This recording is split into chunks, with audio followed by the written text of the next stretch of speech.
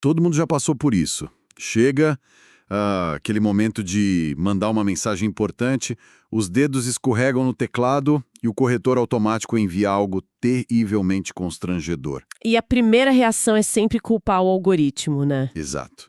Culpar a pressa, culpar o acaso, mas e se eu disser que a pilha de pesquisas que temos na mesa hoje sugere que o verdadeiro algoritmo sabotador é a própria mente de quem está digitando? Olá, boas-vindas a quem está nos acompanhando em mais esta exploração. É muito bom estar aqui de novo. Antes da gente entrar de cabeça nesse mistério, temos um recado fundamental. É preciso ressaltar que este é um episódio do podcast Psicanálise em Áudio do Instituto Dias Vieira. Uma parceria incrível. Exatamente. Então fica aqui um pedido muito especial para o pessoal. Aproveitem este momento inicial para se inscrever no canal no YouTube do Instituto Dias Vieira, curtir, comentar e compartilhar o conteúdo com quem adora desvendar o comportamento humano. Isso aí. O apoio de quem nos ouve é essencial. Feito isso, vamos ao nosso foco. A missão da nossa imersão de hoje é desvendar os bastidores da nossa mente no dia a dia. Para isso, a gente cruzou textos clássicos, como a obra de Sigmund Freud sobre a psicopatologia da vida cotidiana, de 1901, O clássico absoluto. com artigos acadêmicos modernos e uma tese de mestrado simplesmente brilhante do pesquisador Leonardo Carvalho Prestes. A tese analisa a memória não só como um arquivo, mas como repetição. E o nosso ponto de partida para essa conversa é uma premissa que pode ser um tanto desconfortável. A ideia de que não existem erros inocentes. Zero. Zero. O acaso psíquico é um mito. O que o material de hoje nos promete é que, ao final dessa análise, ninguém mais que está acompanhando a gente vai encarar um nome esquecido na ponta da língua, um tropeço na calçada ou uma chave perdida como um simples acidente de percurso. Então, tem uma intenção nisso tudo. Exatamente. Existe uma lógica oculta, um sentido muito claro por trás de cada falha. Para ajudar a visualizar o nível de profundidade do que a gente está lidando aqui, eu gosto de imaginar o espaço ao meu redor agora. Um consultório clássico, cheio de livros antigos e poltronas de couro, mas com dezenas de engrenagens de relógio flutuando no ar. Gerando o tempo todo, né? Isso, girando de forma constante e silenciosa. É a metáfora visual perfeita para o inconsciente. Uma máquina hipercomplexa trabalhando ininterruptamente nas sombras, movendo os ponteiros da vida consciente sem pedir licença. Certo, vamos desempacotar isso. Essa imagem das engrenagens flutuantes é o gancho perfeito para o que as fontes chamam de determinismo psíquico. Pelo que eu entendi do material, lá no século XIX, Freud pegou o conceito de determinismo científico que era usado para física e para química e aplicou diretamente à mente humana. Sim. A regra básica é que cada evento mental é obrigatoriamente causado por um evento mental anterior. É uma corrente inquebrável de causa e efeito. Na prática, isso quer dizer que aquele e-mail enviado com anexo errado não foi falta de atenção.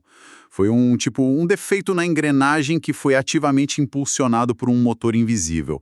Mas, sendo um pouco cético aqui, um erro de digitação não pode ser só um erro de digitação. Às vezes a gente só está cansado. O que é fascinante aqui é que essa é exatamente a primeira linha de defesa da nossa consciência. A pessoa diz, eu só estava distraída. Mas a psicanálise argumenta que a distração não é a causa do erro. Ela é a desculpa. Ela é a condição ideal para que uma intenção oculta venha à tona. A distração tira o guarda da porta e permite que um desejo reprimido escape.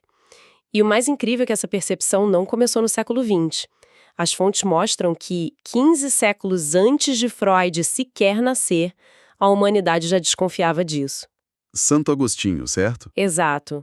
Santo Agostinho, em obras monumentais como A Ordem e Confissões, já mapeava o que ele chamava de abismos da memória. Isso me surpreendeu muito nos textos, cara. Pensar que a intuição sobre o inconsciente atravessa milênios. O material detalha que Agostinho usava uma analogia orgânica muito boa. Ele não via a memória como um galpão onde a gente joga caixas de lembranças e deixa lá pegando pó. Ele comparou a memória a um estômago. Um estômago da mente. Ou seja, ela tem um processo digestivo, né? Ela absorve o que nutre e refuta ativamente o que faz mal. Perfeita analogia. Agostinho descreveu fenômenos que ele chamou de lapsus mentis, que são os apagões da mente, e lapsus linguae, os escorregões da língua. Ele notou um padrão curioso. Sabe quando a gente tenta lembrar o nome de alguém e a mente dá um branco? Sim, dá aquele desespero leve. Pois é, mas não fica um vazio silencioso. Imediatamente, um turbilhão de outros nomes, todos falsos, invade a cabeça. Agostinho dizia que era como se esses nomes errados gritassem: não somos nós que procurais. E a gente fica, não é você, sai daqui. Exato. E nós internamente dizemos não e os afastamos. Essa dinâmica, observada lá na antiguidade, é a base da constatação mais humilde da psicanálise. O eu não é senhor em sua própria casa. Nossa, essa frase é um soco no estômago do nosso ego. A gente adora achar que está no controle do volante. E ouvir que não somos os donos da própria casa é libertador e aterrorizante ao mesmo tempo.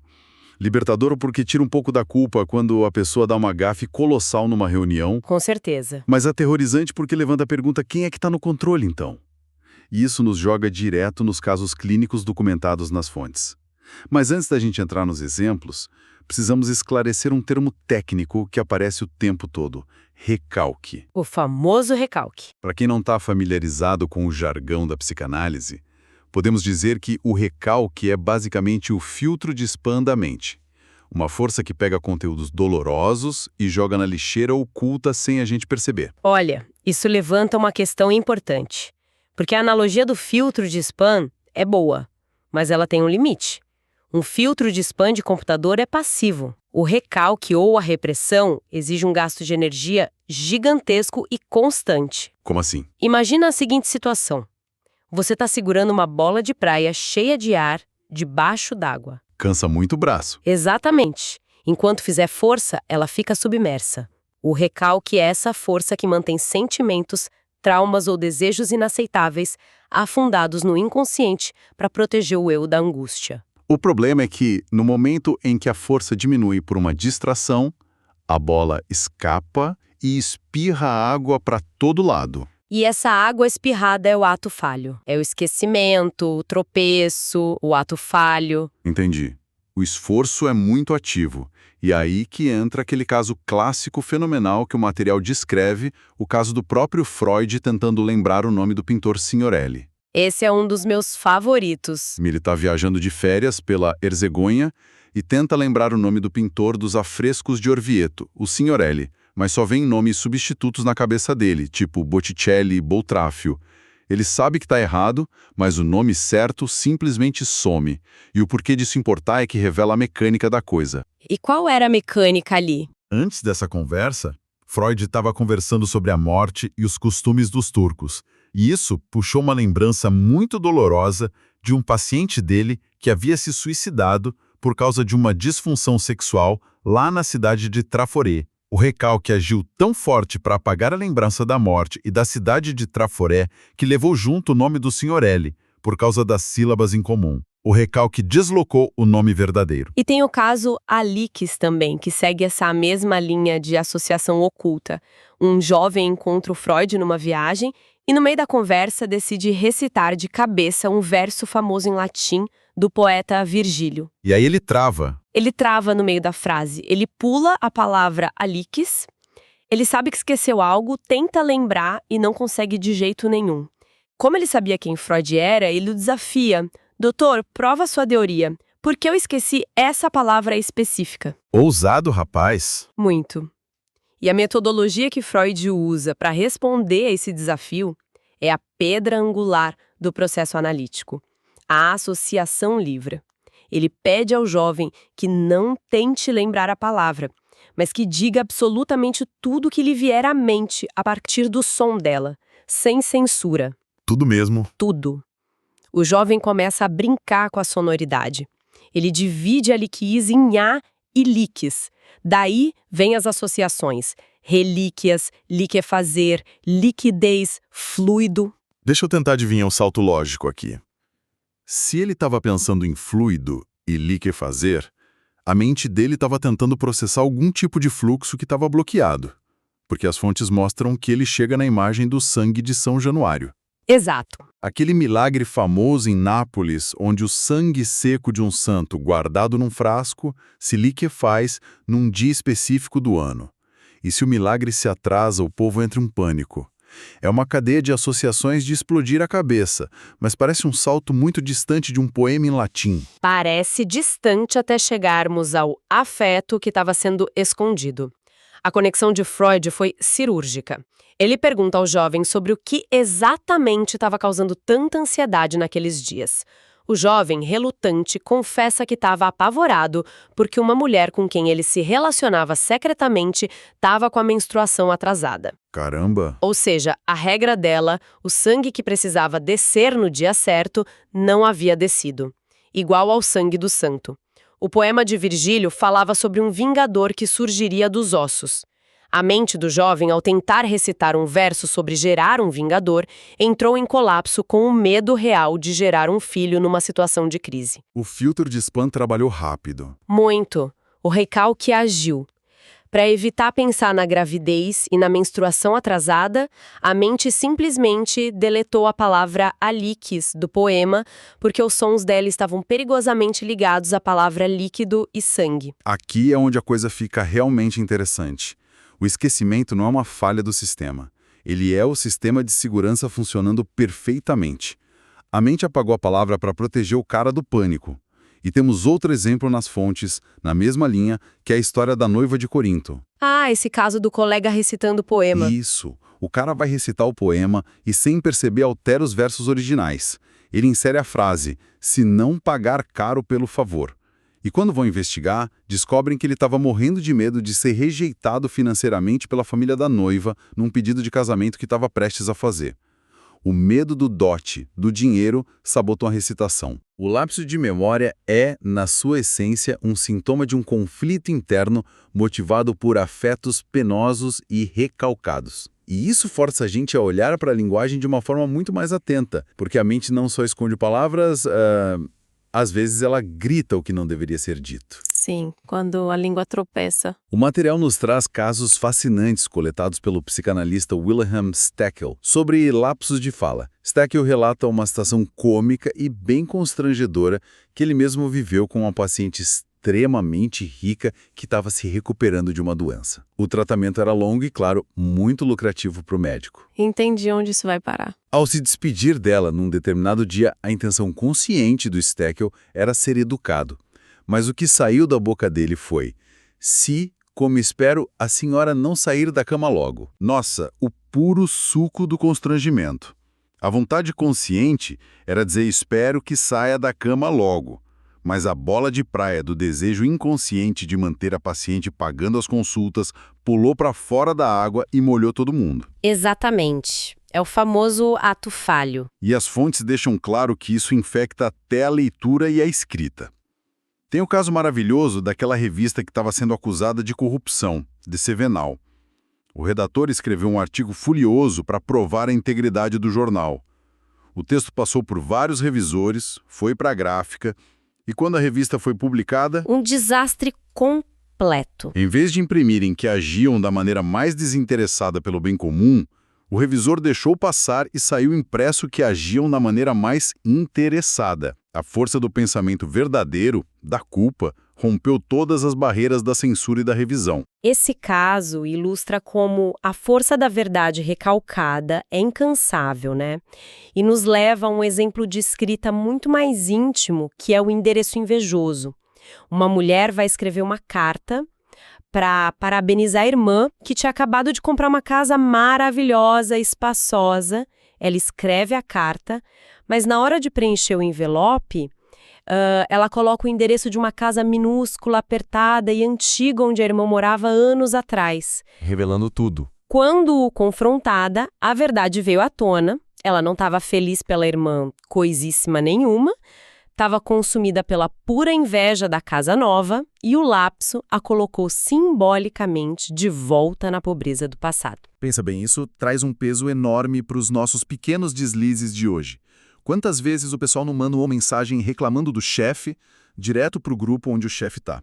A desculpa é sempre: cliquei no chat errado. Mas depois de ler esse material, a gente começa a se perguntar: Será que uma parte obscura não estava implorando para ser demitida ou para criar um confronto que a pessoa não tinha coragem de iniciar conscientemente? Se conectarmos isso com o quadro geral das nossas atitudes diárias, chegamos à conclusão inevitável de que as nossas ações e as nossas mãos muitas vezes são mais honestas que as nossas palavras. Quando passamos para os equívocos de ação ou acidentes físicos, o cenário fica ainda mais revelador e muito mais complexo de aceitar. Então, o que tudo isso significa quando passamos para o corpo físico? Porque se um erro de digitação é fácil de engolir como um ato falho, assumir que tropeçamos ou nos machucamos de propósito é um salto muito maior para a audiência aceitar. Com certeza. E o material nos dá exemplos desde os mais inofensivos até os mais sombrios. Começando pelas chaves. O próprio Freud percebeu um padrão na própria vida. Ele tinha o costume de chegar na porta do consultório de alguns de seus pacientes e, sem perceber, tirar do bolso a chave da sua própria casa para tentar abrir a porta deles. Usando a chave errada. Isso. E ele notou que isso nunca acontecia com pacientes difíceis, mas apenas com aqueles com os quais ele se sentia profundamente acolhido, como se estivesse na própria casa. O corpo dele estava literalmente demonstrando onde ele se sentia bem. E as fontes também citam o psicanalista Ernest Jones, usando a chave do consultório na porta do laboratório, mostrando onde ele realmente queria estar. Os objetos diários são veículos perfeitos para esses recados do inconsciente. O texto cita os atos sintomáticos e hábitos diários. São aquelas pequenas manias, coisas que fazemos sem notar. A história da senhora Loandria Salomé é muito ilustrativa. Ela tinha o azar de sempre deixar o leite ferver e derramar no fogão. Um clássico. E dá um trabalho para limpar. Muito. E ela ficava brava, reclamava do desperdício de dinheiro, da sujeira. Mas, logo em seguida, o cãozinho terrier dela corria para a cozinha e lambia todo o leite derramado. E o detalhe crucial que entregou tudo. Quando o cachorro faleceu, o leite nunca mais derramou. A inabilidade crônica dela era, na verdade, uma forma indireta de alimentar o cachorrinho secretamente, sem que a consciência dela, que era super preocupada com a economia da casa, a repreendesse. E isso é fascinante. E eu lembro também do menino de 13 anos na terapia com Freud, que o material cita. Ele não falava nada na sessão, mas ficava fazendo bonequinhos de miolo de pão. E foi através desses bonequinhos que Freud conseguiu desvendar a origem da histeria dele, sem que o garoto dissesse uma única palavra. As mãos falaram. Exato. Mas as fontes também entram em territórios mais perigosos envolvendo acidentes reais, como lesões físicas, como autopunição. Eu confesso que fiquei um pouco cético aqui quando li as fontes. Como a psicanálise diferencia alguém que tropeçou porque a calçada estava esburacada de alguém que tropeçou com uma forma de autopunição? O material relata o caso de uma mulher que dançou o cancan alegremente numa festa de família. O marido teve um ataque de ciúmes horrível e a humilhou na frente de todos. No dia seguinte, ela sai para dar um passeio de carruagem, cai e quebra a perna. A fratura foi real, osso quebrado. A psicanálise não nega a física da calçada esburacada ou, nesse caso, solavango da carruagem. O que denuncia a intenção inconsciente do acidente, muitas vezes, é a atitude do sujeito após o evento. Como a pessoa reage. Isso.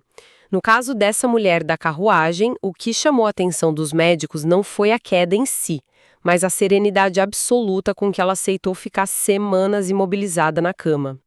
Não houve raiva, não houve frustração por estragar a rotina, houve alívio. O acidente impôs a ela um castigo físico que aliviou a culpa moral que o marido tinha injetado nela. O castigo se adequou perfeitamente ao crime. E tem o caso sombrio do oficial deprimido que literalmente se deixou morrer num acidente de cavalo, não por imperícia, mas porque a vontade de viver já não estava ali. A mente tem um sistema de contabilidade próprio, onde as contas precisam fechar, nem que seja através da dor física. E falando em matemática e contabilidade oculta, a gente não pode deixar de fora a seção que destrói completamente o mito do acaso e da superstição: as escolhas aleatórias. As fontes descrevem o estudo do Freud com um número jogado ao acaso por um paciente. O número 426.718. 426718. À primeira vista, é só um amontoado de dígitos que o cara soltou. Mas sob a lente da associação livre, a aparente aleatoriedade se desfaz totalmente. A análise destrincha o número. O 42 e o 6 vieram da lembrança de uma piada médica sobre resfriados que duram 42 dias com remédio ou 6 semanas sem. O paciente era de uma família de 7 irmãos, o que explica o número 7, mas a lógica oculta brilha nos números ausentes. Entre o 1 e o 8, faltam o 3 e o 5. E por que ele pulou justo o 3 e o 5? A investigação descobriu que esses eram exatamente os lugares na ordem de nascimento dos 2 irmãos que o paciente mais odiava. Ele exterminou os 2 matematicamente da sequência. E o 1 e o 8 juntos, formando 18, refletiam o desejo dele de que o pai tivesse tido mais um filho para que ele não fosse o 8º e último, mudando o status dele na casa. A matemática do inconsciente é simplesmente impecável. Impressiona muito. A matemática bate certinho e nos prepara o terreno perfeitamente para a camada mais densa do nosso mergulho de hoje. Porque toda essa teoria dos atos falhos de 1901 partia do princípio de que a mente buscava evitar o desprazer, né? Mas as fontes trazem a tese de mestrado, que citamos no começo, do Leonardo Carvalho Prestes. Se conectarmos isso com o quadro geral da tese, a gente mergulha num Freud mais maduro, pós-Primeira Guerra Mundial. Porque se a mente recalca memórias para nos proteger da dor, a grande pergunta que a tese explora é: por que nós repetimos padrões destrutivos e traumas ao invés de simplesmente lembrá-los? Se a mente foge da dor, por que buscar ativamente repetir uma situação horrível? Essa foi a pergunta que abalou a própria fundação da teoria inicial do Freud. Ele observou soldados voltando da guerra que sonhavam com os bombardeios todas as noites. Ora, se o sonho é a realização de um desejo, que desejo doentio é esse de reviver o terror? E na clínica, ele observou o conceito de transferência.